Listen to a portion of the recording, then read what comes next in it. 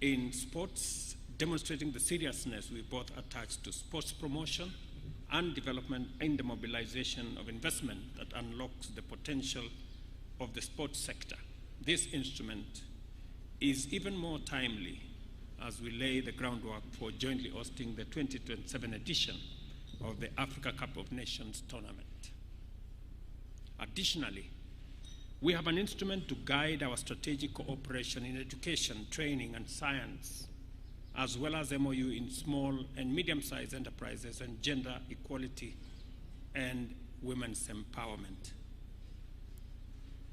Finally, as we have witnessed, the tripartite agreement on the importation and transit of refined petroleum products through Kenya to Uganda, whose signing we've just witnessed, enables Uganda National Oil Company Limited to import refined product commodities directly from producers in different jurisdictions, thus bringing to an end the challenges faced by the sector in Uganda. We will continuously provide support to make sure that this new agreement is implemented, is functioning, and is mutually beneficial. It is in our place as Kenya to support Uganda to achieve its aspirations when Kenya is called upon. We are confident that these instruments will consolidate our strong relations and anchor it on a transformative trajectory. As leaders, we are committed to implementing all our obligations in order to reap their full benefits. Let me also confirm that we have agreed in the joint communique that's going to be issued later on making sure that trade between our two countries is unimpeded, either by tariff or non-tariff barriers or levies that are arbitrarily levied. We've agreed that the common principle will be the full implementation of the EAC customs and other infrastructure that support trade between East African countries. And therefore,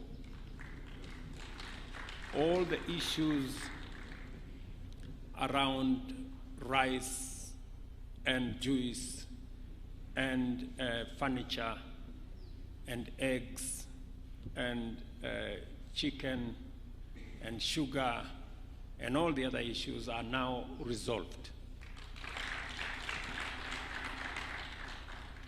We have also agreed that we will now explore jointly the extension of the pipeline from Eldoret to Kampala that will form the conversation in the next joint ministerial committee. We have also agreed to synergize matters on environment to see how we can build our restoration of degraded wetlands and fragile ecosystems, including our water towers that is currently being undertaken in Kenya, including the planting of 15 billion trees, to see how that can be synergized with what is going, the environmental program that is going on in Uganda, understanding and realizing that climate change has no boundaries. We have also agreed jointly on matters of peace, security, and stability in our region, and we hold common position on what should happen in Eastern DRC, in South Sudan, in the Sudan, in Somalia, and in our region in general. The meeting also emphasized the importance of extending, as I have said, the SGR from Naivasha to Malaba, but all the way to Kampala and DRC as an efficient and sustainable infrastructural artery for the transformation of goods. We have obliged our respective ministers to take joint urgent measures to mobilize resources for the implementation of this regional shared infrastructure and report on progress by the end of this year. As pertains our regional agenda, President Museveni and I appreciated the benefits and power of our close coordination with respect to the East African Community, Intergovernmental Authority on Development, and the Africa Union and other regional organizations, which we recognize as the building blocks for the greater integration of our countries at the continental and international level. I appreciate with tremendous gratitude President Museveni's contribution and selfless dedication to building a robust East African community and transitioning it into a federation of shared vision and values. I have also expressed to His Excellency, the people and the government of Uganda, the appreciation of Kenyans from all walks of life for Uganda's endorsement of the Kenyan candidate for the position of Africa Union Commission chairperson, and assured him of our full confidence that our candidate will deliver effective leadership at the Commission. We also shared our concern about the threat of terrorism and insecurity in our region and affirmed our commitment to strengthening regional peace and security approaches and programs. Kenya will continue to consult and work closely with Uganda in addressing security challenges in our sub-region, including in the Sudan, South Sudan, Somalia, DRC, and elsewhere. During my meeting with President Museveni, we expressed concern on the drawdown of ATMIS in Somalia, and we urged that the timelines for the drawdown align with the security conditions on the ground in Somalia, not just the calendar that has been laid out. Before I conclude, let me reiterate that President Museveni's visit underscores the enduring bonds of friendship and partnership for peace and development between Kenya and Uganda. As we continue on this journey of cooperation and solidarity, we have used today's visit to reaffirm our commitment to do even more together for the greater good of our nation, our region, and our continent. We have also agreed on the border issues that have been of concern to border communities, and shortly we will be visiting those regions with a view to bringing the communities together. I take this opportunity to assure Your Excellency of my personal support and commitment of the Republic of Kenya to work with you and the government of Uganda in furthering our bilateral agenda and mutual interest of our people. Finally, I wish you, Your Excellency, and the great people of Uganda our best wishes for prosperity in Uganda and in our region. Asante sana, mzee, karibu.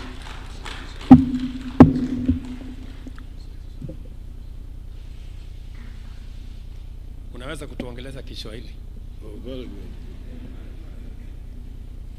Your Excellency, President RUTO, and all the dignitaries who are here, as you heard, His Excellency summarized what we have agreed, the agreements, the protocols. I don't want to repeat those. The only issue is for me to point out that all that is guided by the historical missions which the Africans have finally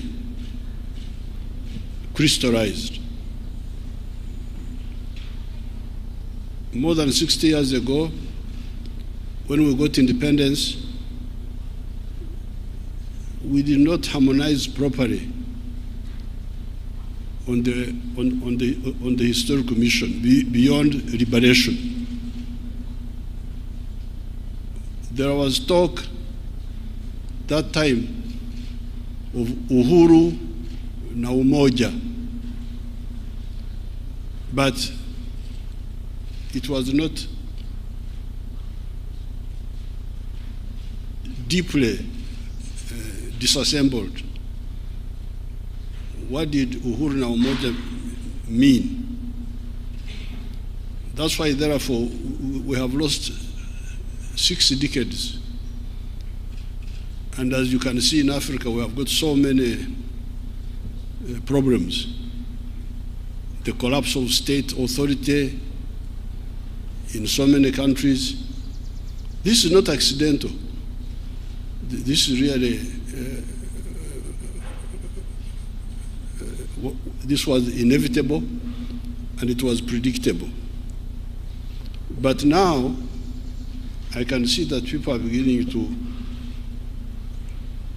a cluster of actors, including His Excellency President RUTO and other actors, are beginning to see the way forward. And really the historical missions, according to we who have been in this for long, after many years, as a student movement, as a liberation movement, we detected those three historical missions. Historical mission number 1 is prosperity. How do you create prosperity for people? When we studied this, we discovered that you could not create prosperity through aid, that somebody else is aiding you, and you think you will create prosperity.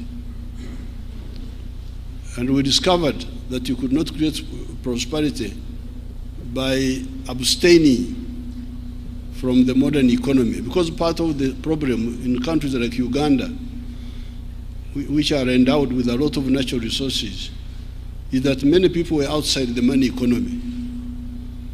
I was telling His Excellency that even as recently as 2013, 68% of the Ugandans were outside the money economy, in what they call subsistence economy, just growing food, eating and drinking alcohol, no earning money. And the danger is that the richer the countries are in natural resources, like for instance, Congo, DRC, the richer it is in natural resources, the bigger the danger that one is of people just staying in the forest, eating honey and monkeys and so on, and they are not bothered. So, in our analysis, we said no, we must create prosperity in the modern way by everybody joining the money economy. And when you join the money economy, you produce a good or a service which you sell. And if you sell it persistently, you will get prosperity. Now, if that is the case, then it raised another question. Who buys what you produce? Do you have got enough buyers? This is how the question of the soko comes in. Nani atanunua bidhaa zako kwa wingi na kwa muda mrefu na kwa hakika? So that's why, therefore, the Africans, you can go and check, the Africans having slept from 1958, 1955, 1957, when Ghana got independence, 1980, when they met in the Lagos, what they call Lagos Plan of Action, they identified this. They said Africa needs to organize the market of Africa to integrate it. The fragmented market of Africa will not help us. That's how they evolved. In 1980, you can see almost more than 20 years since independence. This was the first time they started talking about the economic integration as a stimulus for creating prosperity. So therefore, when His Excellency invites me here, and we meet here, and all these agreements we have agreed, they are consolidating that point of ensuring the prosperity of our people by assuring them of a reliable, big market.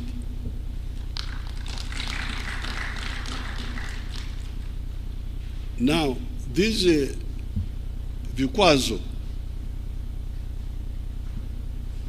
are not good for the common market. Like somebody was telling me to stop the rice from Tanzania. Why? Because I have got some inefficient rice growers in Uganda. Therefore, the answer is nikatai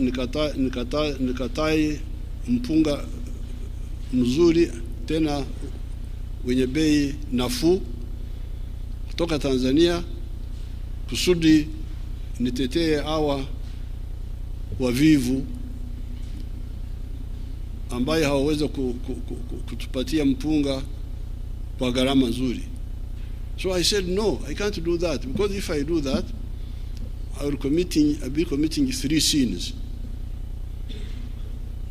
Kwanza, I will stunt the Tanzanian rice grower. I will stunt, but in our language we call it kuzingamia, to make a child not grow properly.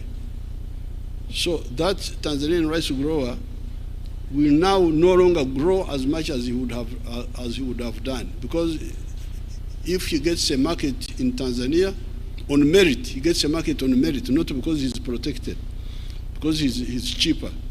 He gets a market in Tanzania, he adds the one of Uganda, he adds the one of Kenya, he has got enough market to help him grow and grow and grow and grow and grow and grow. So if I block him, that opportunity, I have killed it. But secondly, I am punishing the Ugandans to be forced to buy expensive rice on behalf of the inefficient Ugandan rice growers. But thirdly, I am also okulemaza. If you understood our Bantu dialects there, okulemaza is to cripple, to render disabled somebody, my own rice growers, because if I protect them, they will not struggle to become efficient. They will just rely on my protection and continue being inefficient. So na wao nitawaua kwa kuwabembeleza na kuwapa soko ya bandia, give them market when in fact they don't deserve to be in the market. So when a child is growing up in our tribes there, and the child is beginning to stand up, they stand up and fall down.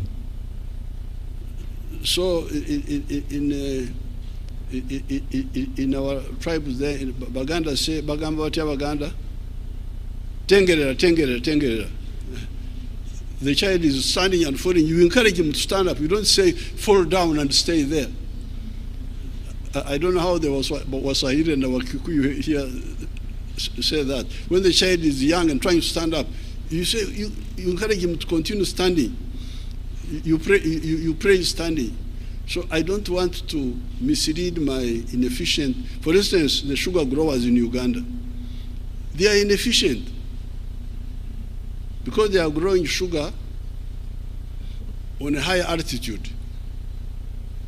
Uganda is a high altitude. It is more than 1,000 meters above the sea. And apparently, sugar cane does not yield much sugar when it is in a high altitude. It yields sugar better when it is near the ocean. I hear they recover only 8% of the sugar cane, while these other ones can go up to 14, 15, I don't know what. Brazil, you can check. Yeah? So we should tell our sugar people to shift. There's another part of Uganda where they can produce sugar better, which can give a higher yield. So this is point number one, integration about prosperity. You can have a rich part of the world which is poor because it is badly organized. Latin America. Latin America, those countries of Latin America, they have got more natural resources than the United States of America. They have more forests, bigger rivers, the Amazon, more minerals. But why are they miserable?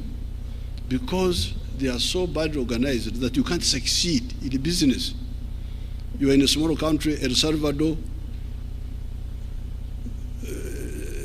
Nicaragua, Honduras, 3 million people, Haiti, I don't know what. They are rich in presidents, rich in ministers, rich in ambassadors, but poor in everything else. In the United States, North America, there are only 3 countries there: Canada, United States, and Mexico. The whole continent, only 3 countries. Latin America, I don't know how many there are with the Caribbean. They are as rich in countries as us. Even here, we are rich in countries. So Republic of this, Republic of that, but poor in everything else. So this integration is to fight the battle of prosperity. You should understand this. Because if somebody is efficiently producing something, and we support him, he will grow and grow and grow and grow and grow. And another one from Uganda will also grow in something else. Another one from Tanzania. Through, they used to call it, I don't know whether they are still teaching it in the universities. It was called comparative advantages. It was being taught in the universities. I don't know whether they are still teaching it. That we specialize according to comparative advantages. But they just talk about it in the classroom and it ends there. So this is number one. And that's why we support COMESA, which was a building block to the African continental market. But now, you can have economic prosperity, but you remain weak. When Hitler overran Europe, some of those countries were developed. Belgium, Denmark, even France was developed, but it was overrun by Hitler. So, apart from prosperity, there is the issue of strategic security. How can Africa be strategically secure? How can we be strategically secure? Now we are here. Some people have gone to the moon. Here, we are here on Earth here. Some people are on the moon, they are looking at us. Like insects, like when you are looking at, there are these insects which eat sugar. You are just looking at them. They don't know that you are looking at them. Anytime you can spray them with the insecticide and they die, they don't even know. It's a good thing, it is also a good thing to be ignorant. Because when you are ignorant, you are not worried. You can die comfortably. But how can we have this imbalance? The Americans have gone to the moon. The Russians went there. The Chinese have gone. The Indians have gone recently. We are the only ones here now. But now the question is, can Uganda afford to have a space program which takes us to the moon, even if we are a developed country? Because UK is a developed country, and France, but they have not been to the moon. They are still here with us. UK, all those, they are here. Now, it is the newcomers, like the Indians have gone to the moon. So that's why we said in our movement, we say, you people, apart from economic integration for prosperity, you need to address with the issue of strategic security. And the only way you can do it is through political integration. Because even if you are a common market, the army is not one. You don't have one army. Each one has got his small army there. And that's why, therefore, in the case of East Africa, because you may say, if you wanted economic integration and you created COMESA, why did you then revive the East African community?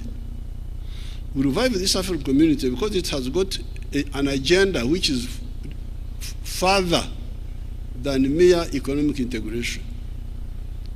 If you read Article 5 of our treaty, it says, ultimately, we shall create a political federation. So therefore, for the EAC, our ultimate target is one authority, one government for East Africa.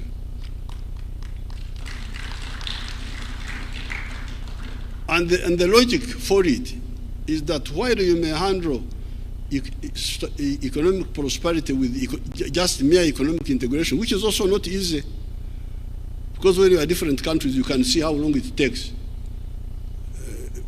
It would be, even for economic integration, it would be better if we were one country. But at least you can try. But with strategic security, you cannot handle it by merely being in an economic community. The only way you can do it is through political integration. Now, this is where so this is the second mission, political integration, historical mission, on top of the one of prosperity. Then, and in order to support the number two, there's the question of undugu. These people we want to create prosperity for. These people want to create strategic security for. Who are they? Ni wale watu wamoja. Waganda, Wasamia, wa Uganda na wa Kenya, Wateso, Waluya, unakwenda mbale wanawaita Bagisu, unakuja Cheptais wanawaita Wapukusu, then you go to the Sabine. Mzee Mo used to like to go to Sabine very much because he knew why he was going there. Because the Sabine, wanasema Takwenya, Suba Takwenya, they are the Karenjin of Uganda, the Karamojong, and the Turkanas who are stealing cows. It's part of the Undugu to steal from one another. But they speak the same language. All these Africans, the Ruos, these Ruos of Kisumu, they come from South Sudan through northern Uganda.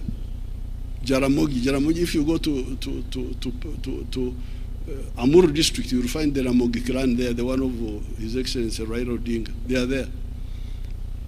Then my group, when I go to Kisii, I find children there, they call Kwambuka. Kwambuka, what is Kwambuka here? Kwambuka is exactly what it means in my language.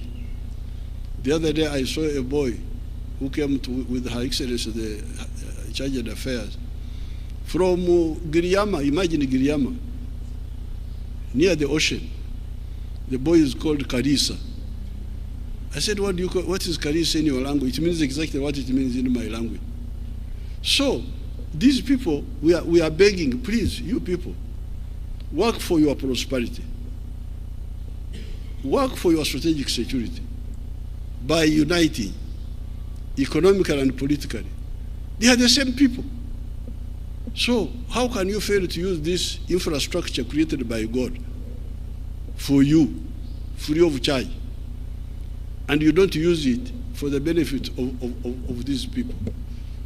And moreover, they even have one dialect which is not contested, because the other dialects, Giriyama, Kishi, Nandi, Runyankore, Uganda, those you may have some issue. But we have got a dialect which is not contested.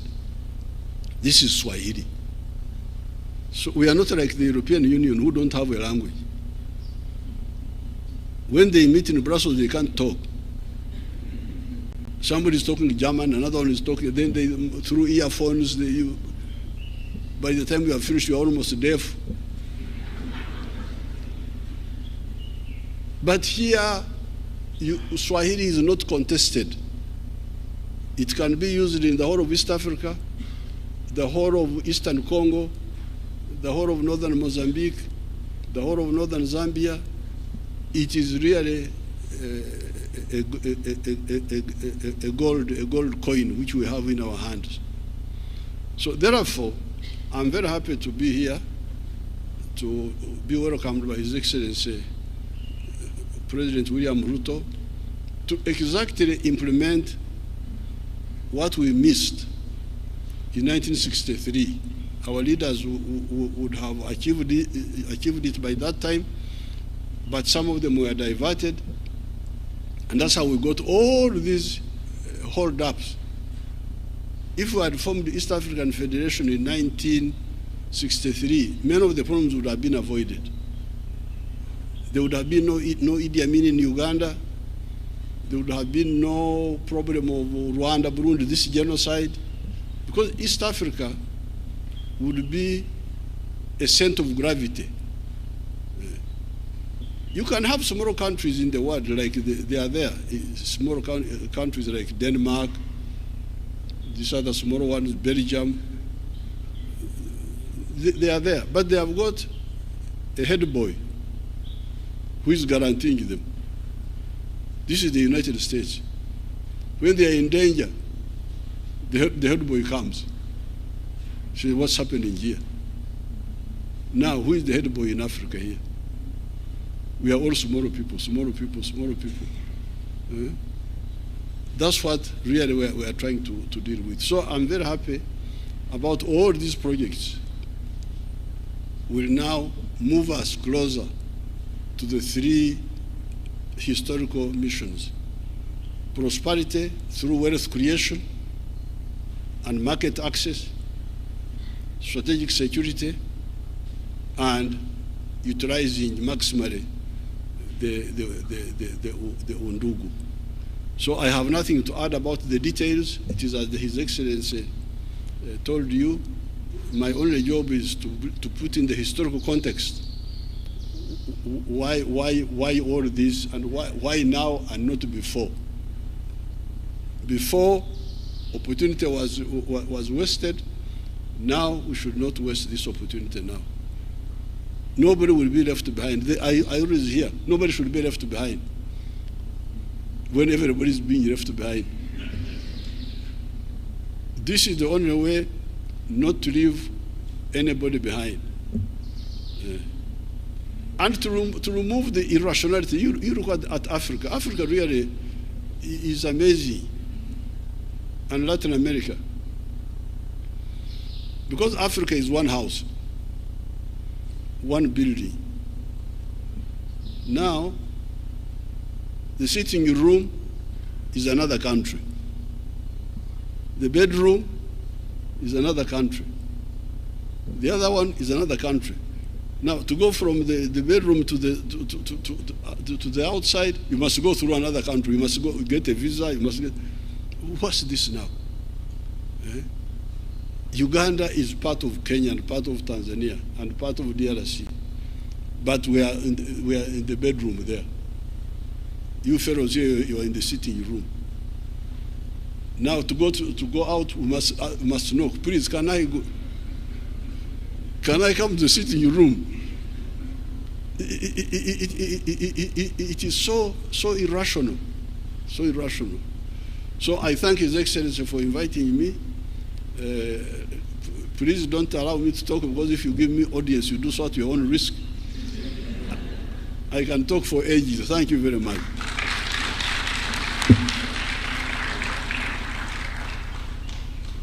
Thank you very much, Your Excellency.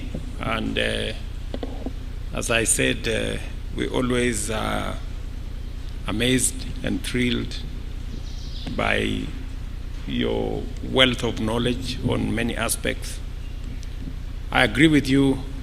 What we are trying to forge now, we missed it by a whisker, if I may say that, in 1963. If the East African community had not collapsed then, we would have a different region by now. But it is said it is never too late to do the right thing. Therefore, I think we are on time. I think it put it in context, since you had said that you are a backbencher Christian and I am at the front. It is the case.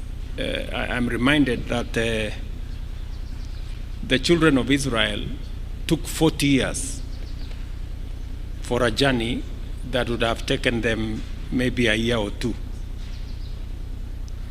So we may have taken 60 years, but I think we are now going to get it done shortly, and to consolidate the ESC into what we all want it to be. So thank you very much, and thank you very much, everybody, for participating. Asante sana mzee.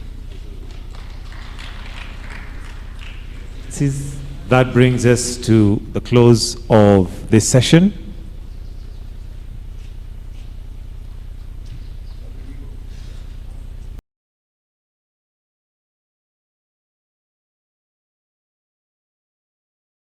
We thank you for, we also thank you for the students from Harvard Business School. We pray that the meeting we have is going to be progressive and enlightening. This we pray in the Lord's name. Amen. Let us take our seats.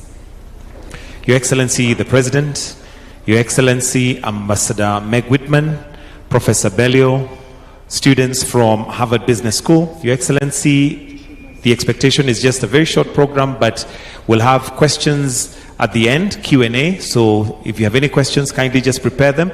We'll pick them up at the end. But for now, allow me to invite Honorable Aden Mohammed to just give some remarks as we begin. Welcome, sir.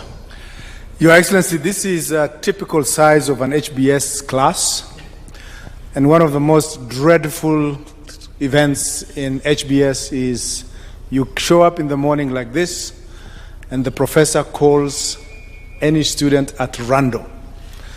And on that basis, in the spirit of HBS, is Mohammed here? No, I'm just joking. I was going to ask you about your experience in Kenya. Anyway, without taking much time, Your Excellency, I would like to invite Professor Kim to make some remarks, and then we take it from there. Thank you. Mr. President, Ambassador Whitman, members of Harvard Business School, class of 2025, Aden Mohammed, and all of those who have contributed to this occasion. Mr. President, I graduated from Harvard Business School in 1980. I look much younger than I really am. And after 7 years in the President's office in Nigeria, and I want to assure you, you'd rather be in Kenya than Nigeria, and after 30 years in business, Mr. President, for some strange reason, I decided to go back to teaching. And my mission was to bring Harvard into Africa and to bring Africa into Harvard. And I designed the first 2 courses on Africa, and now we have a course called Global Immersion, in which the students are trying to do 3 things. 1, we're trying to teach them leadership. Secondly, we're trying to teach them teamwork. 3, we are trying to teach them to understand leadership in the context of a different continent